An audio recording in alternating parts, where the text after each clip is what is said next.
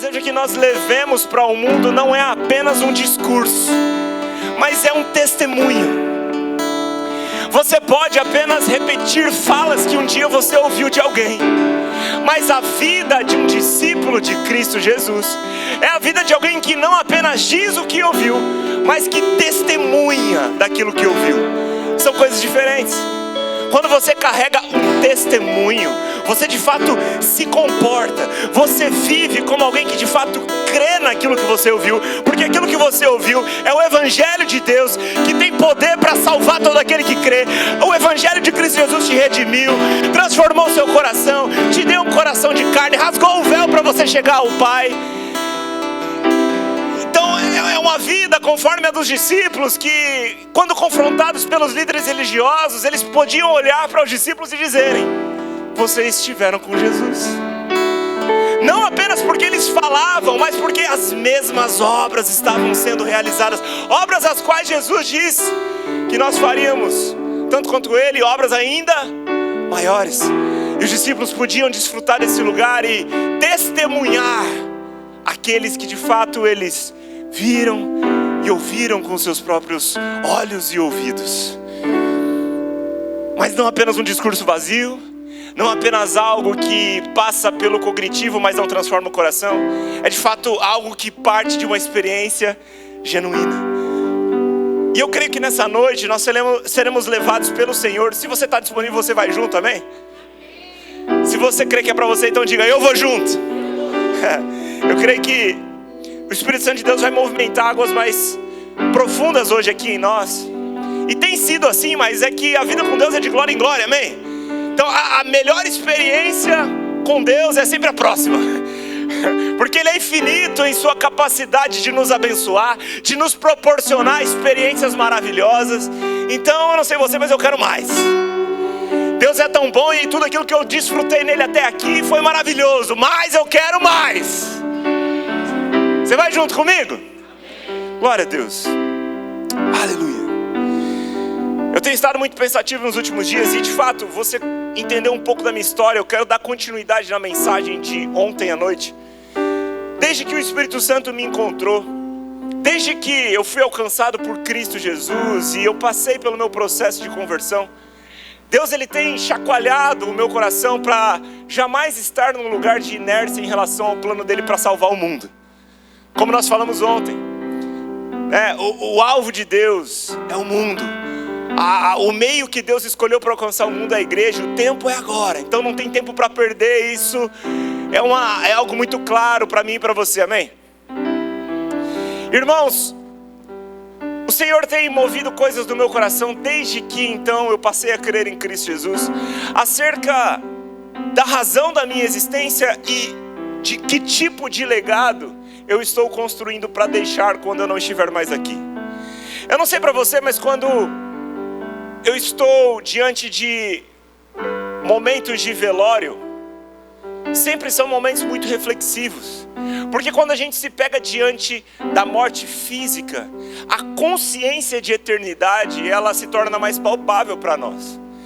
A gente se pega muitas vezes vivendo tanto no automático, tanto no fluir natural das coisas, sem se atentar muitas vezes a um propósito espiritual de tudo. Somos pegos muito atarefados muitas vezes, somos pegos muito compromissados. E quando nós nos deparamos com a ida de alguém, com a partida de alguém, nós nos assustamos muitas vezes, não é? No ano passado, final do ano passado, minha avó partiu para estar com o Senhor. Começo desse ano, meu avô partiu para estar com o Senhor, que é o marido dela. E foram momentos, e tem sido, até agora, porque é algo recente para mim, foram os meus avós que me criaram boa parte da minha infância. Um momento muito difícil, um momento muito marcante. Aquela pessoa que estava comigo desde que eu me entendo por gente, agora não está mais. E sabe, essas experiências, elas precisam nos levar a uma reflexão sobre o propósito pelo qual a gente está aqui. Eu não estou dizendo isso para gerar um ambiente de melancolia em você. Eu sei que talvez você não tenha mais entes queridos tão próximos de você, e isso te leva para um lugar de falta, de saudade, talvez de tristeza. Mas você pode atravessar esse luto, se você está passando por ele agora, de uma forma triunfante se essa perspectiva de glória eterna está no seu coração. Eu vi minha esposa, por exemplo, atravessando 2 lutos tão marcantes na vida dela de formas muito diferentes. Ela perdeu o pai quando tinha 13 anos e perdeu a mãe quando tinha 23. Nessa época nós já éramos casados, né? Na época que ela perdeu o pai, ela não era crente, ela não tinha um relacionamento íntimo com Deus. Ela passou por crises, ela ficou presa em medicamentos durante muito tempo. Foi liberta em Cristo Jesus, foi curada em Cristo Jesus. Anos depois, a mãe dela partiu para estar com o Senhor, nós cremos. E ela atravessou esse momento de forma muito diferente. Eu não sei porque eu estou falando sobre isso aqui, mas eu creio que tem alguém que precisa ouvir. Eu não digo isso para que você fique preso nos traumas, nos dilemas ou nas questões que envolvem a partida de alguém. Mas eu quero que você pense nisso, que você conte com a graça de Deus que te regenera, que te traz uma perspectiva eterna, e que isso possa ser um fator impulsionador para você. Que você possa aproveitar dessas ocasiões que batem na porta de todo mundo em algum momento, para pensar: por que é que eu estou aqui? Para quem é que eu vou viver? E como é que eu vou viver essa vida? Porque Paulo, meus irmãos, ele caminha muito tempo perseguindo cristãos. Ele caminha muito tempo tendo certeza que aquela era a missão da vida dele. Até que Cristo aparece e muda tudo.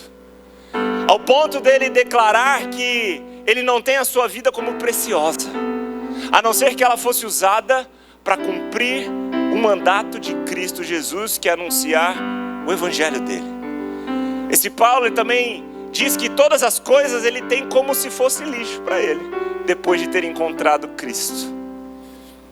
Porque vale muito mais estar com ele. Não à toa esse mesmo Paulo, num lugar de intimidade com Jesus, ele pode declarar que as nossas leves e momentâneas tribulações não se comparam com a glória que há de vir. Agora, isso precisa nos levar a uma ação. Isso precisa nos levar a um estilo de vida que reflete alguém que caminha com a mão no arado, mas com os olhos no céu. E eu me questiono muitas vezes: será que a minha caminhada com Cristo Jesus, ela de fato é uma caminhada de alguém que aponta para algo que é eterno? Eu sou pai. Quem é pai? Quem é pai aqui? Quem é pai vai me entender melhor ainda, mas eu tenho certeza que você também vai me compreender. Depois que você se torna pai ou mãe, você começa a ter essa perspectiva de legado de uma forma muito mais prática no seu dia a dia. Porque tudo aquilo que você faz, você sabe que está refletindo na vida de alguém que vai chegar num lugar que você não vai. Os filhos são como cartas que nós estamos escrevendo para um futuro em que nós não estaremos. Que mensagem que elas vão comunicar? Qual é a mensagem que vai chegar nesse tempo que eu não vou estar? Eu estou imprimindo coisas na minha filha. E quando eu paro para pensar nisso, eu sempre coloco em xeque a herança material com o legado espiritual. Porque é importante que nós trabalhemos para deixar uma herança material. Não é ilícito que você trabalhe para desfrutar do melhor dessa terra, e para que, enquanto você desfruta do melhor dessa terra, você também constrói algo para alguém. E eu quero ser alguém que possa proporcionar coisas boas, materialmente falando, para minha filha. Amém? Isso não é pecado. Contudo, irmãos, essas coisas boas não podem ter o nosso coração. Porque se tudo que eu posso deixar para ela é algo que se corrompe nessa terra, eu não deixei nada. Se os meus olhos espirituais foram abertos para enxergar algo que transcende essa terra, e enquanto eu estou aqui eu trabalho apenas para deixar para minha filha algo que se corrompe nessa terra, então não faz sentido. Quem está comigo? E as pessoas da nossa geração estão vivendo uma crise de propósito. Especialmente nesse tempo, irmãos, nós vemos ao redor da terra pessoas tirando a sua própria vida. Temos vivido numa geração com um alto índice de suicídio, porque as pessoas não estão aceitando viver uma vida de qualquer forma. ou sem propósito, uma vida vazia. Ainda que muitas estão procurando o sentido da vida em lugares errados, pelo menos elas estão procurando esse sentido e encontrando, mesmo que superficialmente, alguma razão, mesmo sendo falsa, para se viver. Mas outras, por talvez já terem buscado tanto, ou por talvez nem terem forças para buscar, acabam interrompendo a sua vida aqui nessa terra, porque não aceitam viver sem propósito. O Estado Islâmico tem se aproveitado disso há muito tempo. Eles têm capturado pessoas que estão buscando uma causa, buscando uma bandeira para levantar, para amarrarem bombas na sua cintura e explodirem seus próprios corpos em nome de uma razão para se viver e também para se morrer. Enquanto isso, existe um paradoxo na vida cristã, que muitas vezes faz com que muitos de nós vivemos dizendo que cremos, mas sem de fato exalar para o mundo o testemunho de alguém que vive pelo que crê. E o autor de Hebreus diz para nós que que o justo viverá pela fé. Ou seja, a fé, ela não é apenas um meio soteriológico, ela não é apenas um elemento soteriológico, não é apenas um meio pelo qual nós somos salvos, ela deve ser o estilo de vida de todo aquele que crê. Então as decisões que eu tomo devem ser pela fé, aquilo que eu faço deve ser pela fé, aquilo que ocupa os meus pensamentos devem ser pensamentos de fé, amém? E quando eu penso nesses homens que no Oriente Médio têm recrutado jovens do leste europeu, do oeste europeu inclusive, jovens que estão em países que têm tudo do bom e do melhor, jovens que estão em países de primeiro mundo, onde tem as melhores festas, onde tem as melhores coisas para se desfrutarem, mas ainda assim abraçam uma causa dessa. Quando eu penso nisso, eu me lembro do convite que Jesus faz aos seus discípulos. Porque diante de um convite como esse, para você morrer com a bomba na sua cintura em prol de uma causa, eu me lembro de um convite que Jesus faz aos seus discípulos, convidando eles para viverem por uma causa. Só que esse Jesus que faz o convite para os seus discípulos, não é um líder que viveu, morreu e deu em nada. Não é um líder do nosso tempo que anuncia uma falsa causa para o mundo e consegue recrutar algumas pessoas. Esse Cristo que se apresenta aos discípulos e se apresenta para nós, é aquele que venceu a morte. É aquele que ressuscitou dentre os mortos. É aquele que é digno da nossa confiança. Eu me lembro de Gamaliel confrontando, refletindo ali com os líderes religiosos como eles confrontariam Pedro e João. E ele fala, quer saber de uma coisa? A gente não precisa matar eles. Porque se o mestre deles morreu e esse mestre deles não era Deus, o movimento deles vai dar em nada. Mas se Jesus é Deus, nós vamos acabar lutando contra ele. O que acontece? Nós sabemos do enredo da história da igreja, é que o evangelho tem prosperado até aqui, justamente porque essa não é uma obra humana, ela é uma obra de Deus. Amém? Da mesma forma como a igreja tem prosperado até aqui, ela vai prosperar até a volta de Jesus. Porque Deus está comprometido com ela. Jesus, ele olha para Pedro e diz, eu edificarei a minha igreja. As portas do inferno não prevalecerão contra ela. O nosso trabalho, meus irmãos, não é fazer a igreja crescer. O nosso trabalho é fazer discípulos. Quem faz a igreja crescer é Jesus. Pelo poder do Espírito Santo que opera na sua igreja.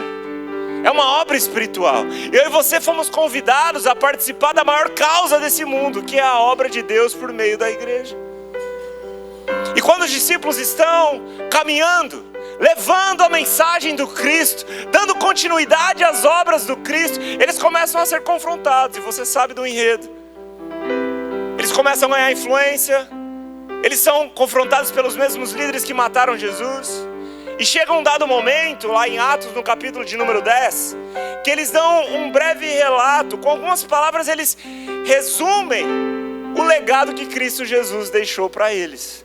Eu quero convidar você para abrir sua Bíblia comigo, Atos, no capítulo de número 10, verso de número 36, Atos 10, 36.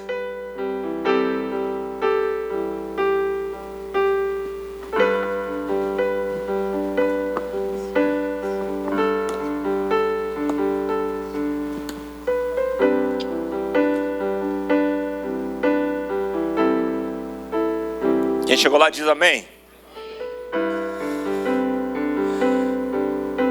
Amém, vamos lá. Atos 10:36, a Bíblia diz: essa é a mensagem de boas novas para o povo de Israel.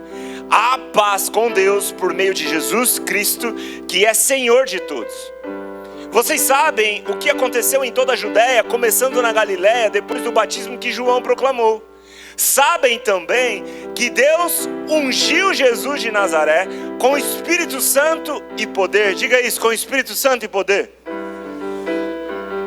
Então, Jesus foi por toda parte, fazendo bem e curando todos os oprimidos pelo diabo, porque Deus estava com ele. Diga isso, porque Deus estava com ele. Glória a Deus. Então, repara que os discípulos, eles sintetizam, eles resumem o legado que Cristo Jesus deixa. E quando eles param para pensar nesse Cristo, quando eles param para pensar no Deus que se fez carne, quando eles vão resumir a vida do Cristo, eles dizem: vocês sabem o que aconteceu. Vocês sabem que há a paz de Deus por meio de Cristo Jesus, que é Senhor de todos, e que Deus ungiu Jesus de Nazaré com o Espírito Santo e com poder. E vocês sabem que Deus estava com ele. Isso aconteceu, ou seja, Jesus foi por toda parte fazendo bem, curando todos os oprimidos pelo diabo, porque Deus estava com ele. Quando em Lucas no capítulo 4, Jesus, ele abre o rolo e ele declara a profecia de Isaías: o Espírito soberano do Senhor está sobre mim, e ele me ungiu para proclamar as boas novas aos pobres. E ali Jesus, ele vai declarar uma sequência de ele vai terminar essa profecia dizendo: hoje se cumprem essas escrituras. Jesus ali, ele estava cumprindo a profecia do tempo em que o reino de Deus chegaria em nosso meio, onde agora os cegos passariam a enxergar, onde as boas novas seriam levadas ao mundo todo. Irmãos, um marco histórico, quando Deus desce na terra, se comprova por meio de Cristo Jesus. E quando os discípulos olham para ele e falam desse legado que ele deixa, eles relatam um legado de poder. E é por aqui que eu quero caminhar contigo nessa noite, porque nós entendemos essa urgência, nós entendemos esse comissionamento, nós entendemos essa necessidade de levarmos o Evangelho de Cristo Jesus. Nós sabemos que é urgente, mas como faremos? E eu sei que todos aqui, maduros na fé, sabem que é pelo poder que há no Espírito Santo de Deus que nós levamos as boas novas. Mas eu quero reforçar isso contigo nessa noite, porque muitas vezes na nossa humanidade, meus irmãos, nós somos tentados a não confiar tanto assim, a não impormos as nossas mãos sobre os enfermos, porque entre um passo de fé para impor as mãos sobre alguém e o pensamento de que será que vai acontecer algo ou não, exige-se uma atitude que só pode acontecer pela intrepidez do Espírito. E quando eu estava falando contigo sobre legado, quando eu estava falando contigo sobre propósito, quando eu falei contigo sobre herança material versus legado espiritual, eu quero chamar a sua atenção acerca desse legado que Cristo deixa. Porque quando eu e você não estivermos mais aqui, quando a Luma for relatar para alguém sobre o pai dela, eu não sei você, mas eu quero ouvir que a minha filha teve um pai que caminhou com Deus. Eu quero saber que quando eu for mais velho e ela for falar de mim, ela vai falar que eu fui alguém que caminhei com Cristo. Eu quero que ela possa dizer que o pai dela era ungido. Eu quero que ela possa dizer que Deus me ungiu com o Espírito Santo e com poder.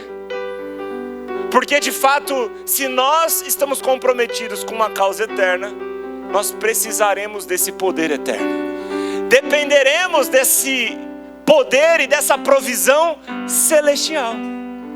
Então, sabe, irmãos, quando os discípulos eles vão resumir Jesus, quando eles vão falar da obra de Cristo Jesus, o que eles têm a dizer, em primeiro lugar, era que Jesus era ungido por Deus. Não que Jesus era um cara estiloso, não que Jesus era um cara legal, não que Jesus era um cara benquisto, e certamente ele era. Eu creio que Jesus era bonito, né? Porque coração alegre e formoseia o rosto. Jesus era o próprio Deus caminhando entre nós, então impossível Jesus ser feio, né? não consigo imaginar Jesus feio. É uma dica para você, inclusive. Deixa que o Espírito do Senhor, ele alegre o seu coração, tá? Não é que você é feio, talvez você esteja um pouco triste. A gente falou aqui, né, hoje aqui do próximo avanço para você estar na pousada. Tá? Talvez se você está pensando que a sua aparência possa ser um empecilho, deixa o Senhor alegrar teu coração. Mas vamos lá.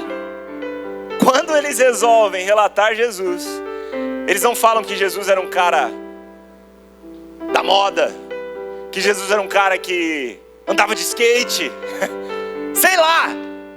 Não sei o que na sua cabeça um dia você teve como conceito de alguém legal, o que faz diferença nessa terra.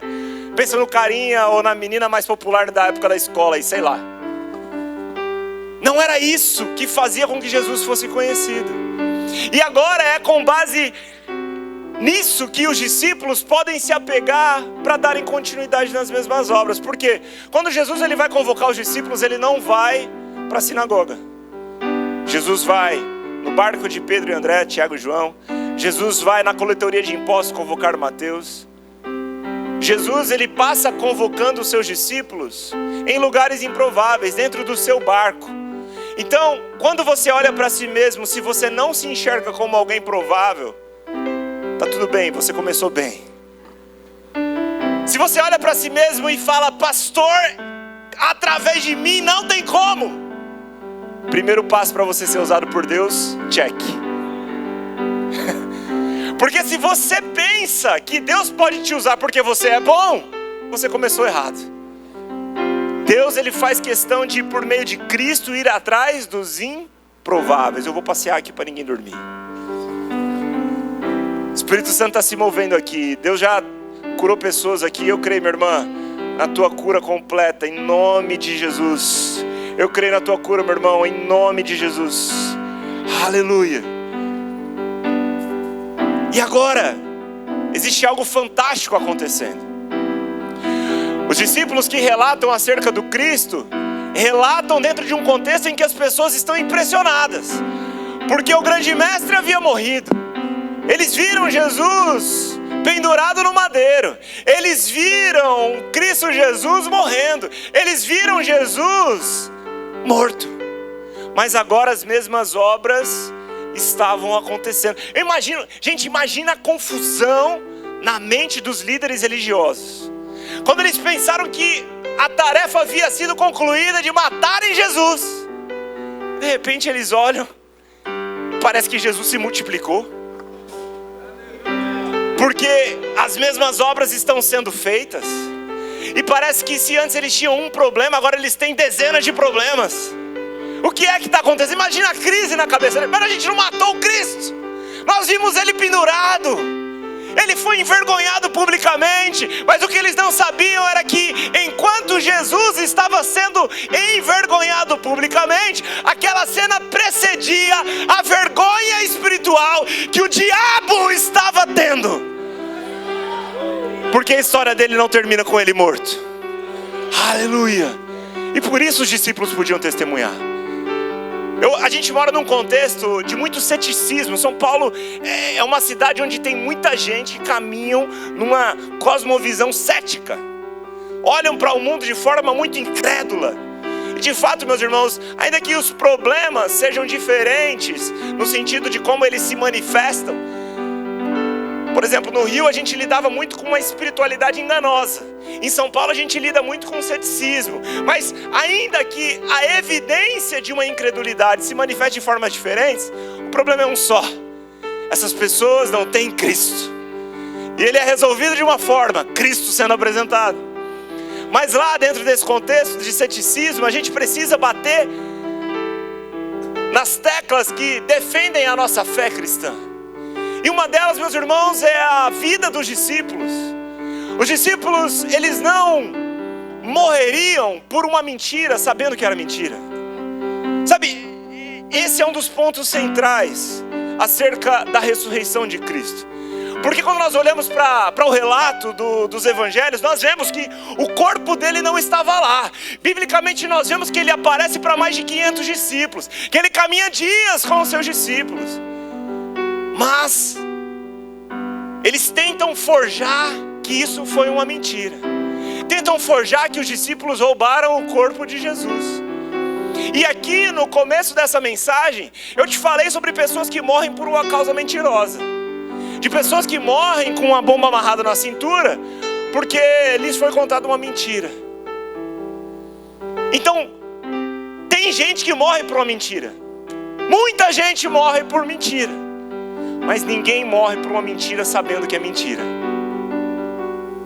As pessoas até morrem por mentiras pensando que é uma verdade. Mas pensa comigo, se os discípulos soubessem, se os discípulos estivessem forjando a ressurreição de Cristo, como é que eles mesmos dariam sua própria vida por algo que eles sabiam que não era verdade? Faz sentido comigo? Está comigo? E agora eles podiam relatar, testemunhar acerca daquilo que eles viram e ouviram. E dentro desse contexto, Pedro e João um dia estão indo para o templo e eles chegam para uma porta chamada Formosa e tinha ali um aleijado há muito tempo. Você sabe dessa cena onde esse aleijado pede dinheiro para Pedro e João?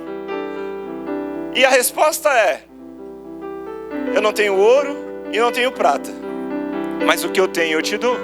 Em nome de Jesus, o Nazareno, levante e ande. E o que nós vemos acontecer ali é um grande milagre. Aquele homem é curado, ele entra no templo louvando a Deus. As pessoas ficam impressionadas porque ele estava muito tempo na porta do templo. De repente ele está curado.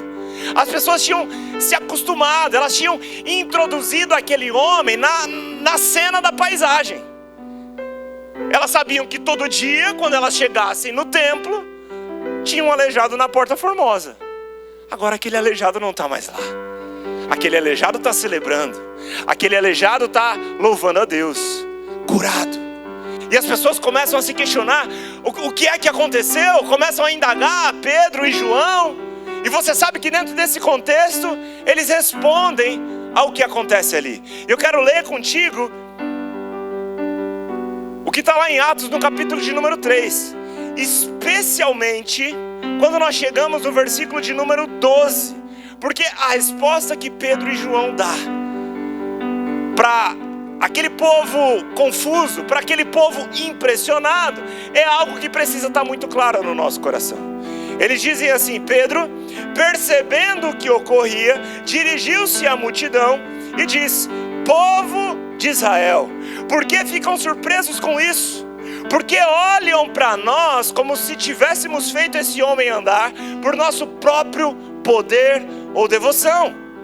Versículo de número 16: pela fé no nome de Jesus, esse homem que vocês veem e conhecem foi curado. A fé no nome de Jesus o curou diante dos seus olhos. E o que está acontecendo aqui é uma consequência do primeiro passo que é dado lá em Marcos no capítulo 16, verso 20.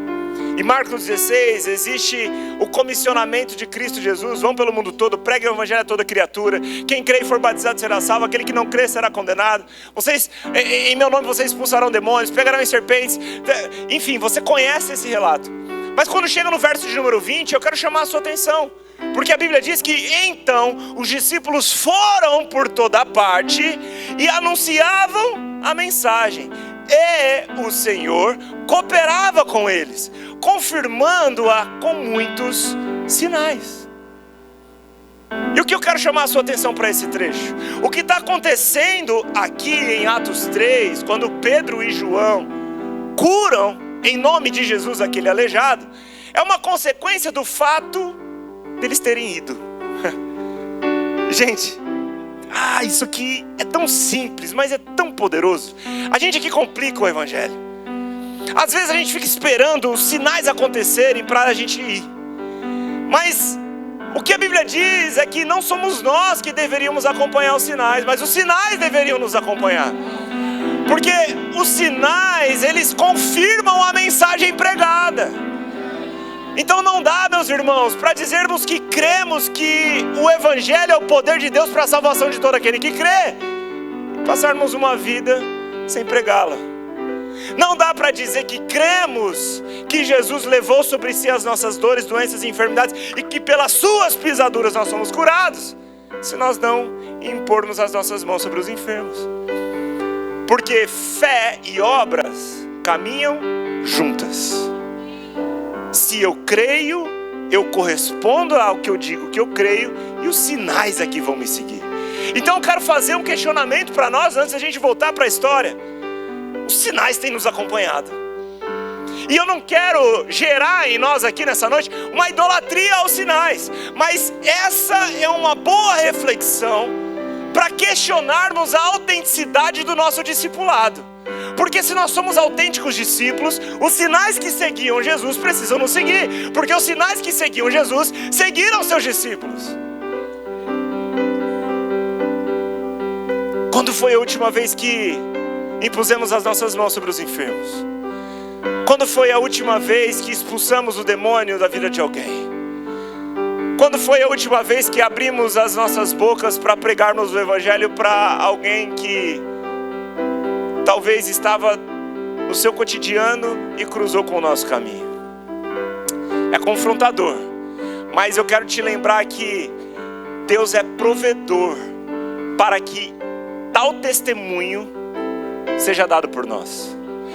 Porque quando a gente volta algumas páginas para trás, na história da vida de Pedro, você vê um Pedro um pouco diferente.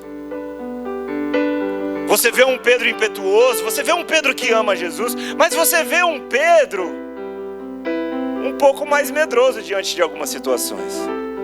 Como por exemplo, a principal delas, Pedro bate na mesa, entre aspas, e diz: Jesus, pode qualquer um aqui te negar, eu não vou te negar. Imagina, discípulos reunidos lá na mesa, e Jesus fala: alguém aqui vai me trair, alguém aqui vai me negar. E Pedro: pode qualquer um, eu não. O que acontece na próxima cena? Pedro nega não apenas uma, não apenas duas, mas 3 vezes. O galo canta, Pedro se lembra, se arrepende, chora amargamente, volta a pescar. Quem se lembra? Ah, meus irmãos, vamos entrar na cena aqui. Quantas vezes nós prometemos para Deus, damos a nossa palavra de que faremos algo e muitas vezes não conseguimos honrar. Fato é que a vida dos discípulos se parecem demais com a nossa. Mas da mesma forma como se parece com a nossa nos defeitos, deve também se parecer com a nossa, com a autenticidade pela qual eles proclamavam o Evangelho e os sinais os acompanhavam. Eu não quero que você se apegue às falhas dos discípulos para que você possa usar como uma desculpa para si mesmo, mas que você aprenda junto comigo com as falhas deles, para que nós possamos então aprender como Jesus quer que a gente caminhe. E agora, aquele Pedro que está amargurado, aquele Pedro que está triste, ele volta a pescar. Mas o Cristo ressurreto honra a sua palavra. Ele ressuscita, vai até Pedro. Imagina Jesus chegando ali nas margens, olhando para Pedro lá, e Pedro lá jogando a rede e nada, jogando a rede e nada. Imagina, essa cena já tinha acontecido. Quem se lembra da pesca milagrosa? E aí, meus irmãos, agora eu imagino Jesus falando: Pedro, tá difícil sem mim, né? Mas Jesus vai até Pedro. Eles têm aquele encontro, Jesus faz aquela indagação: Pedro, tu me amas? Então pastoreia as minhas ovelhas. Pedro, tu me amas? Então pastoreia as minhas ovelhas. Eu imagino aqui o que Jesus está ensinando para Pedro, ensinando para mim e para você. Sabe, meus irmãos, nós não devemos fazer aquilo que está nos proposto a fazer simplesmente porque queremos fazer, mas porque amamos a Deus. E se amamos a Deus, participamos da sua missão. Se amamos a Deus, Ele manda e eu obedeço. Se amamos a Deus, a missão dele se torna minha. Se amamos a Deus, eu amo aquilo que Deus ama. Aleluia. E aí, Na sequência, Jesus, antes de voltar aos céus, ele faz uma promessa aos seus discípulos: eu vou, mas eu não vou deixar vocês órfãos. Quem se lembra do relato que os discípulos deram da vida de Jesus lá em Atos 10? Amém? Esse relato, ele vai se tornar possível após o cumprimento de uma promessa. Lucas, no capítulo 24, verso 49, Jesus, ele diz: esperem na cidade até que sejam revestidos do poder do alto. Eu imagino que talvez os discípulos pudessem pensar que já sabiam como. Jesus, a gente caminhou com você, a gente viu como é que você faz, a gente viu você ensinando, a gente viu você expulsando demônios. Mas Jesus está dizendo aqui: ei, não adianta querer mudar o mundo sem o poder para tal, sem o poder para transformar o mundo. E essa promessa também está em Atos, no capítulo 1, verso número 8. Vocês receberão quando descer sobre vós o Espírito Santo. E então serão minhas testemunhas em Jerusalém, em toda a Judéia, em Samaria e até nos confins da terra. Sabe, irmãos, volta um passo comigo nessa história. Falamos sobre um Pedro que nega Jesus. Falamos sobre um Pedro agora em intrepidez, orando por um enfermo. Mas um pouco antes disso, existe um Pedro lá em Atos no capítulo 2, que se levanta e proclama o Evangelho, e na sua primeira pregação 3.000 pessoas se convertem. Que contraste! Um Pedro antes medroso, agora impetuoso diante dos mesmos homens que haviam matado Jesus. Gente, pensa comigo aqui, vamos lá. Eu imagino Pedro vendo as mesmas pessoas. Imagina aí comigo. Imagina os discípulos, os líderes religiosos se apresentando. Pedro, você viu o que a gente fez com ele, né? Você estava lá, você viu a cena, você viu qual foi o fim do seu mestre. Imagina o Pedro: é justamente porque eu vi que o fim dele não foi aquele, que agora eu abro a minha boca para falar dele. Agora, meus irmãos, o risco, o perigo que Pedro está correndo aqui é o mesmo perigo que Jesus estava correndo, de ser crucificado. Inclusive, o relato histórico diz que Pedro morreu crucificado de cabeça para baixo. Então, o fim dele foi o mesmo que Cristo Jesus, não morto, mas ressurreto com ele, amém? Aleluia! Agora, o risco que Pedro está correndo não é de ser cancelado no Instagram. O risco que Pedro está correndo não é de ser insultado, não é de ser xingado, não é de ser maltratado. Sabe aqueles medinhos que a gente tem? Tipo, mas se eu pregar o Evangelho? E se eu passar vergonha? E se eu orar e o enfermo não for curado? E se? Pedro está diante da morte e fala: não tem como eu parar de falar daquilo que eu vi. Está entendendo que é o mesmo Pedro de antes? Aquele Pedro um tanto inconstante. Mas o que é que aconteceu entre o Pedro que nega Cristo e o Pedro que prega o Evangelho diante dos mesmos que o ameaçaram de morte? Diga comigo, Atos 2. Aleluia. Graças a Deus pela dádiva do Espírito Santo. Graças a Deus que aquilo que Jesus prometeu se cumpriu. Graças a Deus que Deus não nos dá uma missão impossível sem o poder para fazer o impossível acontecer. Pensa comigo, lá em Mateus 28, Jesus está falando para os discípulos: toda a autoridade foi me dada nos céus e na terra, portanto vão, façam discípulos de todas as nações, batizando-os em nome do Pai, do Filho e do Espírito Santo, enfim, tem todo aquele contexto que está ali em Marcos 16 também. Mas Jesus, no final de Mateus 18, lá no verso 20, ele diz assim: e eu estarei com vocês. Não se esqueçam, vocês farão todas essas coisas. Vocês imporão as mãos sobre os enfermos. Vocês farão discípulos de todas as nações. Vocês batizarão em nome do Pai, do Filho e do Espírito Santo. Mas não se esqueçam, tais coisas acontecerão porque eu estarei com vocês. Ali Jesus estava dando uma ordem, ali Jesus estava comissionando os seus discípulos a uma missão impossível. Repita comigo: missão impossível.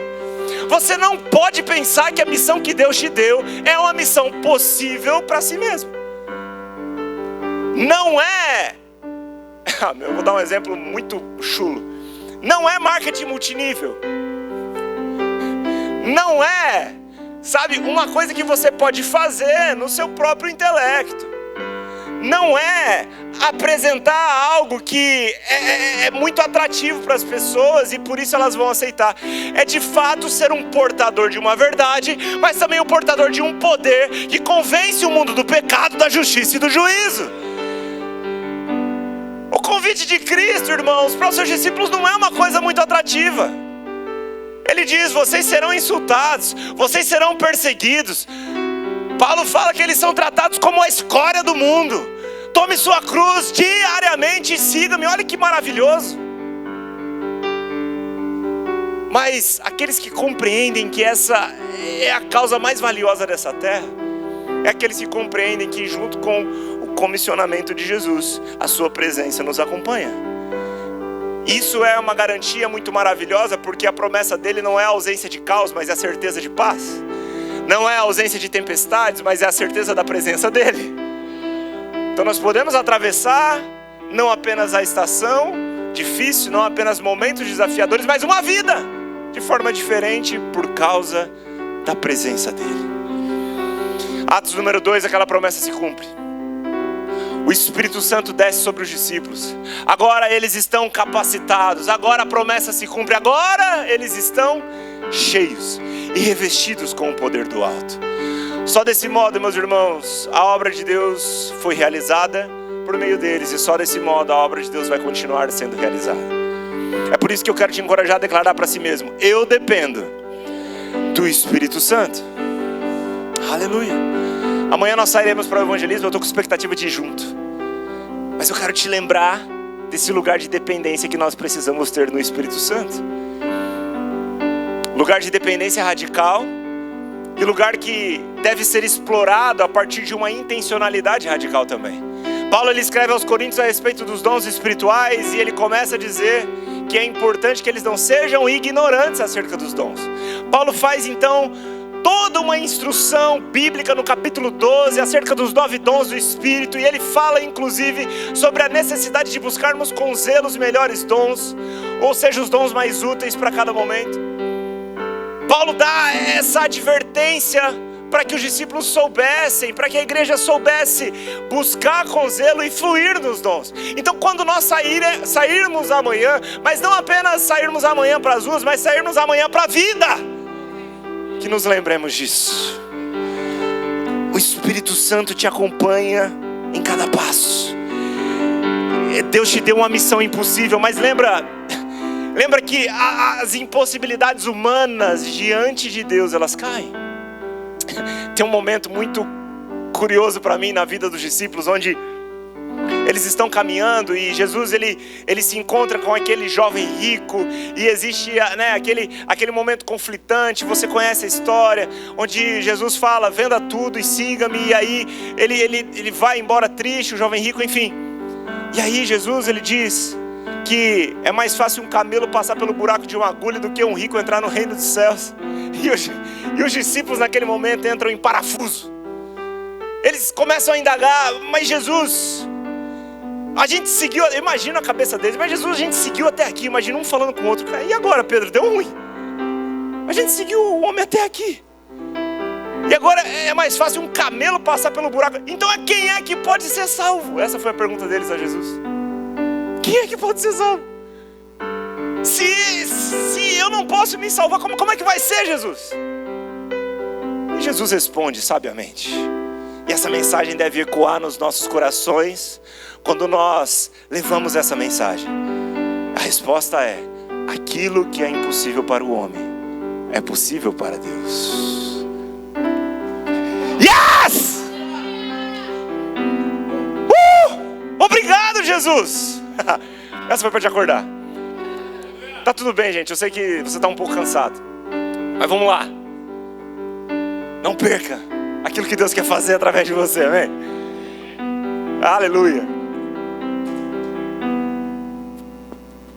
E essa impossibilidade para o homem, ela se torna uma possibilidade através dos discípulos, porque agora o Espírito Santo os acompanha. E tem um momento onde Jesus começa a predizer a sua morte. Ele começa a falar para os seus discípulos que era necessário que o Filho do Homem fosse traído, que ele morresse uma morte de cruz, mas que ressuscitaria no terceiro dia. Os discípulos começam a ficar tristes a respeito da ida de Jesus.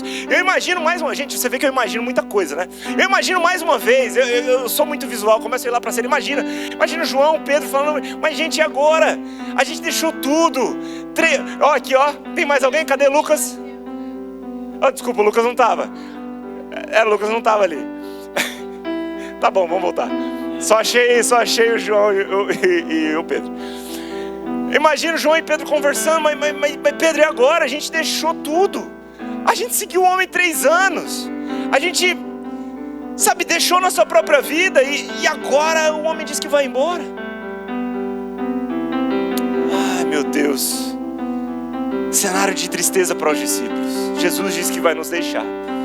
Mas aí Jesus, ele vem com algo fascinante. Ele diz assim: é melhor para vocês que eu vá. E eu imagino mais uma vez os discípulos: mas como que pode ser melhor você ir embora, Jesus? O que é que pode ser melhor do que a gente acordar com você? O Pedro, sabe? Eu imagino o Pedro ali querendo falar alguma coisa que ele estava sempre pronto para falar. Já me disseram que o Pedro não é muito Pedro, né? Ele é mais para um João? Mais para Judas?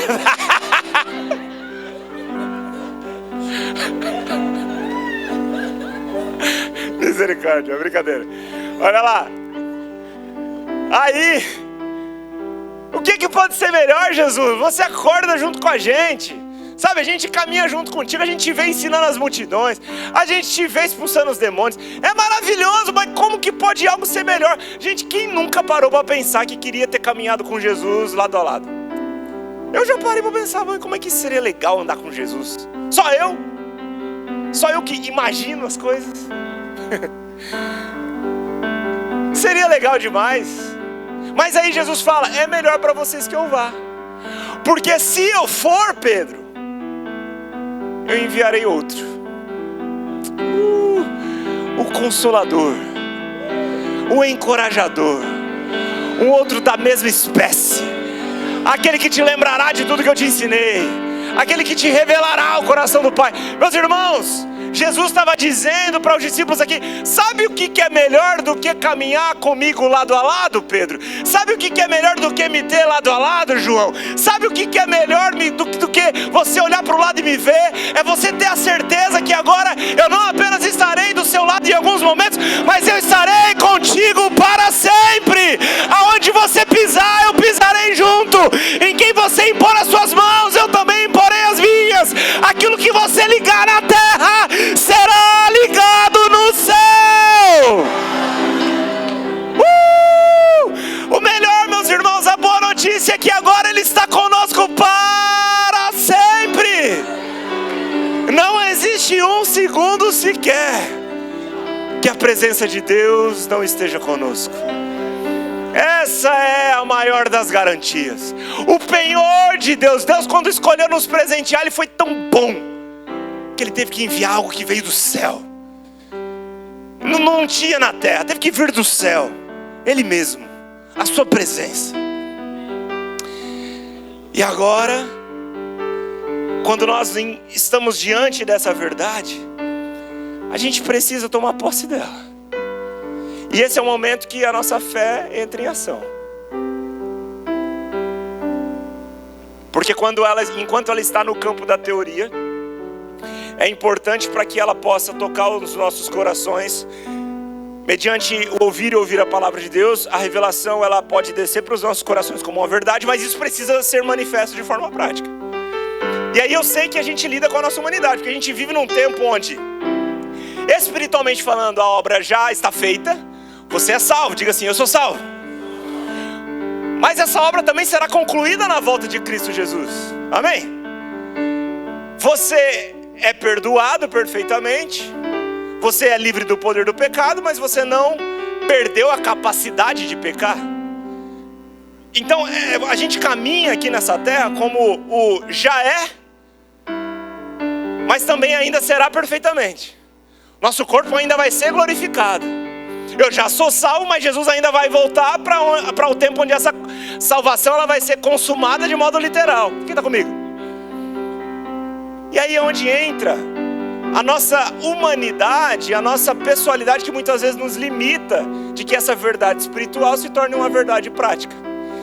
E não é só você, mas eu também lido com todas essas questões. A minha vida em testemunhar a Cristo, para mim, se parece muito com a dificuldade que Paulo expressa aos Coríntios, onde ele diz que ele esmurra o próprio corpo e faz dele o seu escravo. Porque, eu não sei você, mas eu não acordo todo dia falando: mas hoje é o dia que eu vou pregar o Evangelho e muitas pessoas vão ser salvas. Tem dia que eu acordo e falo: meu Deus, não podia dormir mais um pouco. Acordei de madrugada para dar mamar pra minha filha, sabe, aquela coisa toda. Mas aí, quando eu piso para fora da minha casa, eu me encontro com alguém no elevador. Eu passo pelo porteiro do prédio. Eu vou viver a minha vida em meio a um mundo em necessidade de um Salvador. E esse é o momento onde a minha fé é forjada. Eu vivo pelo que eu creio, ou aquilo que eu creio está só no campo do discurso? E eu posso te contar alguns relatos que me ajudam, que me trazem esperança, como o profeta Jeremias declara, né? Traga à memória aquilo que te traz esperança. A memória principal é o Cristo morto, mas ressurreto. Mas existem experiências na nossa vida que nós precisamos trazer memória, para nos encorajar. E eu me lembro de alguns momentos marcantes, enquanto eu estou pregando o Evangelho, que eu vi coisas que eu falei: meu Deus do céu, a Bíblia é verdade? Sabe aquele momento que você é crente, mas você fica mais crente? Que você vê a Bíblia acontecer e você fala: mas é verdade o que eu estou pregando. Não está só no campo da experiência cognitiva, mas se manifesta de verdade. Gente, eu me lembro que quando eu comecei a congregar numa igreja, eu tive algumas oportunidades no início da minha caminhada na fé que me mostraram que a vida cristã é uma vida maravilhosa demais. Eu me lembro, especialmente quando alguns homens de Deus iam visitar a minha igreja local lá em Campo Grande, especialmente Herênio Ramiro e Jânio César. E eu estava lá, sentadinho por algum lugar, jovenzinho, na época de sapatênis e cabelo penteado de lado, trabalhava no banco, né? Sem barba, na planta, minha esposa está falando, sem queixo, né? Que eu não tinha barba. E eu comecei a ver aqueles homens ali pregando o Evangelho de forma tão apaixonante. E não apenas pregando o Evangelho, mas via os sinais acompanhando aqueles homens. Eu falava: meu Deus do céu, isso que eu estou vendo aqui está acontecendo ali. Eu vendo aqui e acontecendo ali. Eu falei: é essa vida que eu quero para mim? Eu me lembro de ver uma mulher cuspindo um câncer lá na igreja. Eu me lembro de ver braço crescendo, perna crescendo. Relatos diversos da manifestação do poder de Deus, que não tem um fim em si mesmo. Presta atenção numa coisa aqui. Deus, ele não... O propósito de Deus em nos curar não é simplesmente para que sejamos curados, mas é que através da cura a glória dele se manifeste. O maior milagre, meus irmãos, é alguém ser transportado de um império de trevas para um reino de luz. O maior milagre foi Deus descer na terra e morrer por nós. Olha só o que você acredita. Já parou para pensar que você crê numa impossibilidade absurda? Você crê que Deus, aquele que está fora do tempo, Criador dos céus e terra, aquele que tem poder para todas as coisas, você crê que Ele se fez homem, veio na terra e morreu? Você parou para pensar no que você acredita? Você parou para pensar que Ele morreu e Ele ressuscitou o terceiro dia, e você vive por causa de uma coisa que você nem viu acontecer? Mas não é uma loucura? Demais. Mas a Bíblia diz que o Espírito de Deus testifica no nosso espírito que nós somos filhos. Ninguém tira essa verdade de você, porque existe algo que confirma ela para você. Essa é uma obra espiritual. Amém? Mas quando eu comecei a ver isso, eu falei: cara, essa vida de crente, ela não é uma vida entediante como eu pensava que era. Porque assim, durante muito tempo a vida cristã ela foi comparada, ou ela era equivalente a você viver no monastério, a você se isolar do mundo, porque o mundo é corrupto demais, aí você tem que se enquadrar em várias regras e você viver e passar a vida se esforçando para tentar cumprir algumas regras. Para mim isso era ser crente.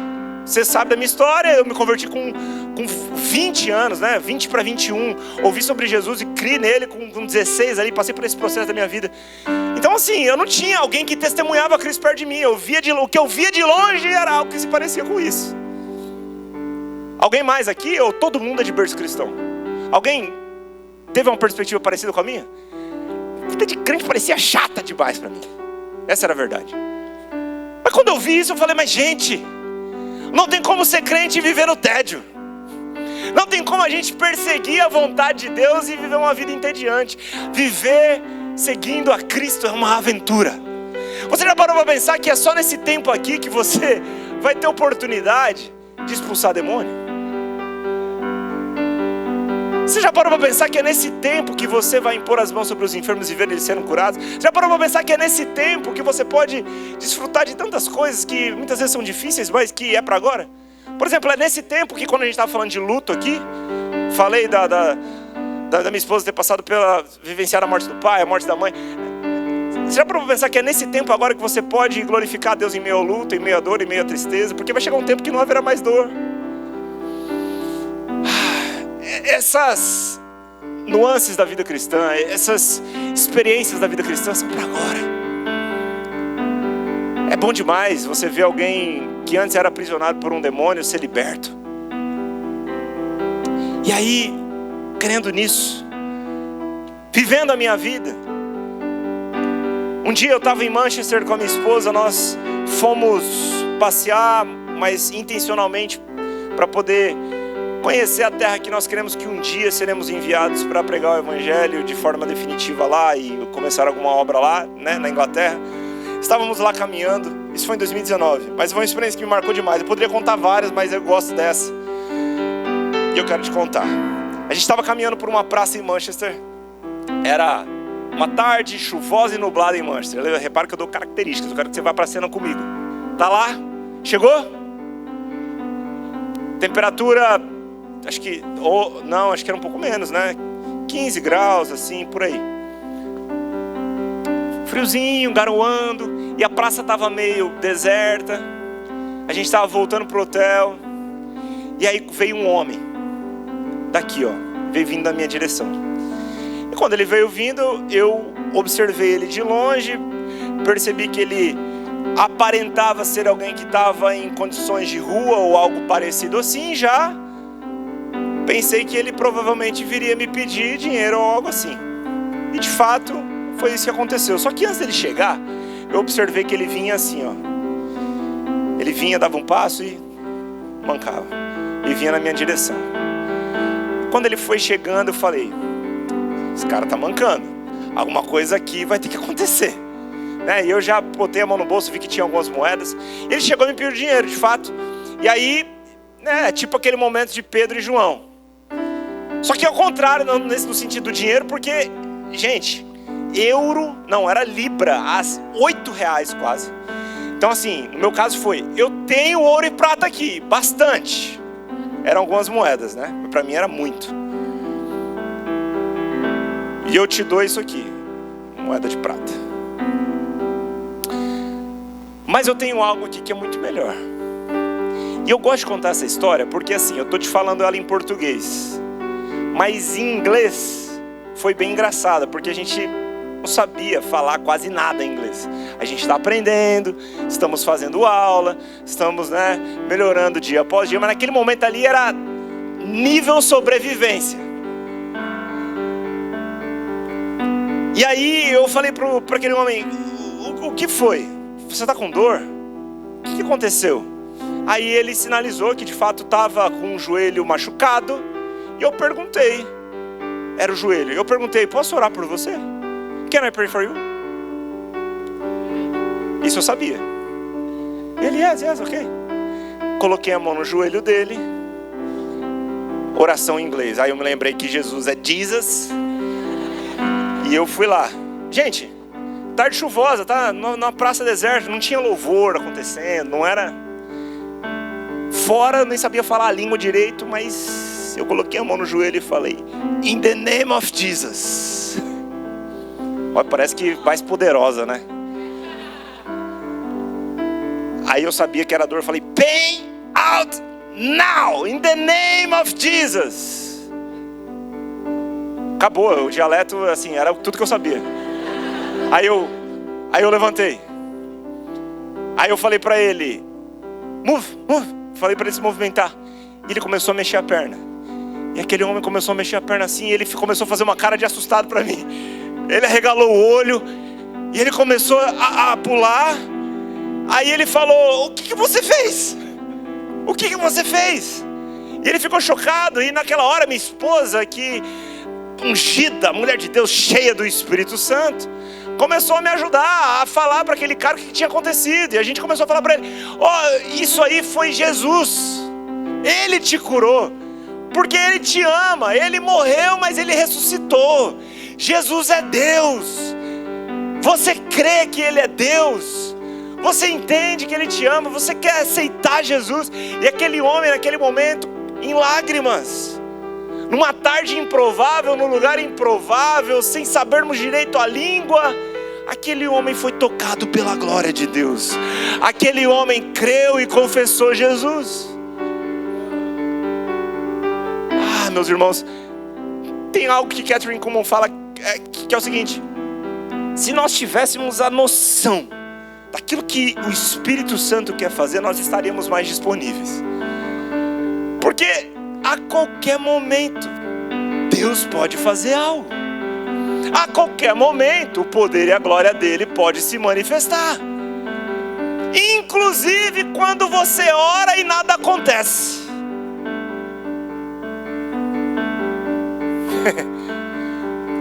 Sabe que os discípulos, eles receberam uma promessa de que coisas aconteceriam, mas uma promessa também de que eles seriam perseguidos, eles seriam insultados, eles sofreriam, eles passariam por diversas tribulações, mas eles podiam caminhar tendo bom ânimo, porque Jesus venceu o mundo. Só que é o seguinte: não era o ministério em si que fazia os olhos deles brilharem. Não era status que fazia os olhos deles brilharem, porque quanto mais influência eles ganhavam, mais perseguidos eles eram. Mais as promessas de que eles seriam perseguidos se cumpriam. Irmãos, eu falo sobre isso porque o que mais importa para nós, ainda que tenhamos que crer e caminhar na convicção de que pelo poder e autoridade do nome de Jesus, qualquer coisa pode acontecer a qualquer momento, precisamos também ter a consciência de que os nossos olhos não devem estar nisso. Os discípulos, eles podiam continuar, eles podiam pregar, eles podiam crer que as coisas podiam acontecer, porque os olhos deles estavam em Cristo. Eles não estavam fazendo pelo resultado, eles faziam pela obediência de alguém que eles viram e ouviram. Com essa perspectiva, ainda que venhamos a pregar e pessoas não venham a crer, ainda que venhamos a pregar e em algum momento pessoas não recebam sua cura de forma manifesta instantaneamente diante dos nossos olhos, nós continuamos, porque a gente não faz pelo resultado, a gente faz por obediência, a gente faz por causa de uma obra que já aconteceu.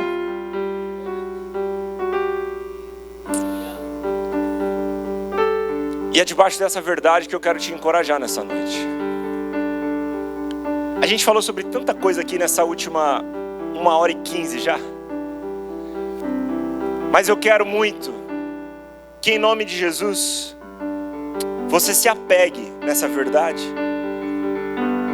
de que a presença de Deus te acompanha e que pelo poder e autoridade do nome de Jesus você vai ver coisas acontecendo. Sabe, gente, teve um dia, agora eu vou falar de uma experiência expulsando um demônio. Teve um dia, gente, eu tenho raiva de Satanás. Quando a gente morava no Rio de Janeiro, especialmente no contexto que a gente auxiliava no pastoreio lá, na zona norte do Rio, ali havia muita manifestação espiritual diabólica, muitas pessoas possessas. A gente chegava na igreja e a gente sabia que alguma coisa ia acontecer, sabe? Porque toda semana chegava alguém que vinha de religiões diferentes e ali acontecia algum tipo de manifestação.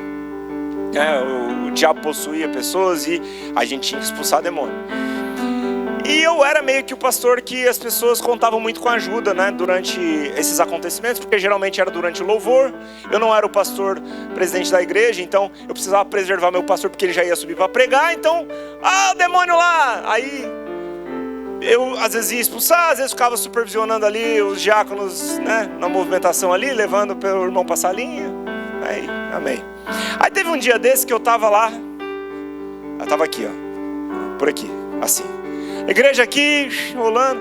Aí eu olho para trás e eu vejo uma movimentação estranha lá, assim. Já começa, né? Tipo assim, uma irmã meio... Não, era um irmão lá, né? Era um homem. Nesse caso que eu quero contar, era um homem. Aí eu olhei, aí eu vi os irmãos levando ele para uma salinha. Aí eu falei, tá, vou lá, né? Vamos ver se tá tudo certo.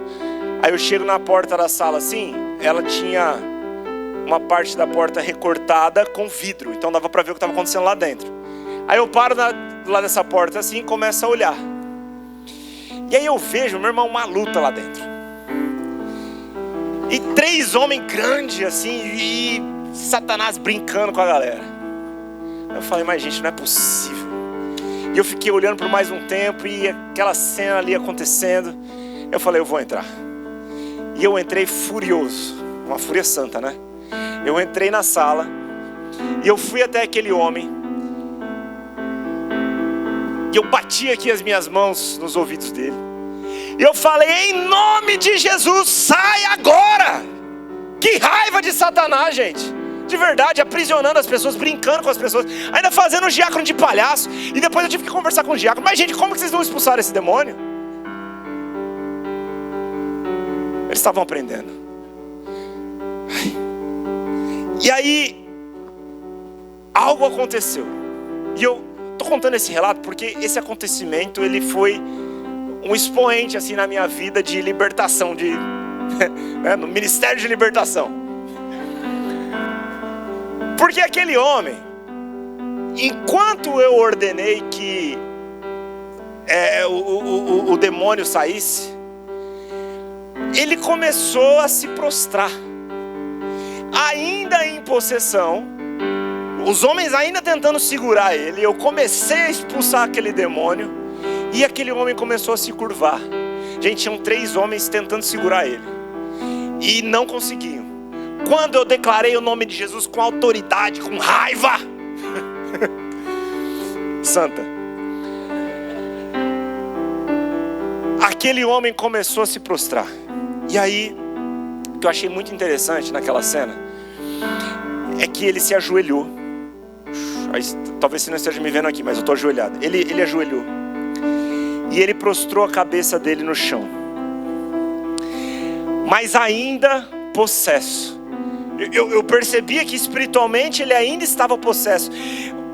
O espírito ainda estava tentando resistir, mas se curvou. E quando ele coloca a cabeça dele no chão, ele é liberto.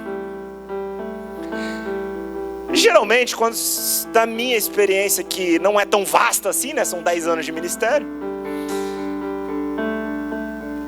Comumente, se expulsa um demônio, a pessoa cai na hora, acontece alguma coisa de forma repentina. Mas aquele homem curvou a cabeça e naquele dia esse demônio me ensinou uma coisa muito importante. Esse demônio me ensinou uma coisa importante. Quando ele se ajoelha e se prostra, eu me lembro do texto que diz que haverá um dia que todo joelho se dobrará e que toda língua confessará que Ele é o Senhor. Isso acontecerá nos céus, na terra, debaixo da terra. Deixa eu te falar uma coisa, Satanás conhece a Deus. Ele sabe quem é Jesus. Sabe quem é Paulo? Será que ele conhece você? Porque se você sabe da autoridade que você tem, você vai incomodar ele. Mas se você sabe da autoridade que você tem, você vai desfazer as obras dele. Porque foi isso que Jesus fez. Foi isso que Jesus nos instruiu a fazer. Quando ele fala, obras maiores vocês farão, ele está falando que em nome dele, aquilo que ele fez também aconteceria através de nós. Enquanto eu via aquela cena, aquele demônio se ajoelhando e depois saindo e deixando aquele homem liberto, eu me lembrei de algo que agora comunica comigo e com você nessa noite, a respeito de um dia em que pessoas se prostrarão, confessarão que Ele é o Senhor, mas isso acontecerá inclusive com pessoas que estarão num lugar em que não terão mais oportunidade de se arrepender. Quem se lembra do rico e do Lázaro, do diálogo entre eles, onde um está no céu, o outro está no inferno, e o ensinamento é que não tem como passar de um lugar para o outro. E aquele que está no inferno começa a falar, deixa pelo menos que eles anunciem aos meus familiares. E o ensinamento ali é, a mensagem já foi anunciada. Sabe, que o Cristo que morre e ressuscita, que intercede por nós e leva sobre si os nossos pecados, Ele seja levado tão a sério por nós, ao ponto de sabermos que existirão pessoas no inferno, mas que não nos conformemos com isso. Que sejamos movidos pela compaixão do Cristo, que antes de tocar o enfermo, permitia que o seu coração tocasse a alma da pessoa e se movesse em compaixão, fosse tocado pela necessidade do outro, mas que esse mover parta do lugar de alguém que tem convicção de um poder que nos acompanha. Realidades serão transformadas quando você abrir a sua boca, quando você impor as mãos sobre os enfermos, quando você expulsar demônios. Você foi chamado para isso. Diga assim, está falando comigo? E a gente vai finalizar fazendo essa mesma confissão de fé que nós fizemos para começar, porque a gente vai se movimentar agora. A gente vai orar, a gente vai ter um momento aqui de imposição de mãos, mas algumas coisas vão acontecer aqui também. A gente vai ouvir o testemunho dos irmãos depois aqui, que eu creio que Deus tocou o corpo deles aqui. Eu creio que Deus vai continuar curando pessoas aqui. E vou te falar uma coisa, não vai ser só através de mim, vai ser através de você. Isso aqui é um centro de treinamento, amém? Então pega a sua Bíblia e diga mais uma vez para a gente fechar. Eu sou o que a Bíblia diz que eu sou. Eu posso o que a Bíblia diz que eu posso. Eu tenho o que a Bíblia diz que eu tenho. Ela é lâmpada para os meus pés, ela é luz para os meus caminhos. Passará céus e terra, mas essa palavra jamais, jamais, jamais passará. Aleluia, nós cremos, nós declaramos, e com essa verdade nós avançamos. Pregaremos o Evangelho, expulsaremos os demônios, imporemos as nossas mãos sobre os enfermos e veremos eles sendo curados. Em nome de Jesus eu oro pelos meus irmãos aqui nessa noite, Pai. Eu oro que uma convicção no Espírito salte no coração deles. Eu oro que essa verdade ela seja tão real, que nos coloque em movimento, que vivamos por ela, que preguemos ela, que nos movamos por ela, e que sejamos usados pelo Seu Espírito. Porque aquilo que é impossível para o homem é possível para Deus. Aleluia, aleluia. Eu quero convidar você que está com alguma dor ou enfermidade a vir aqui à frente. Tem alguém aqui que está sentindo dor na coluna? Tem alguém que está com algum movimento de algum membro limitado ou impossibilitado? Eu quero, junto com os meus irmãos, orar por você.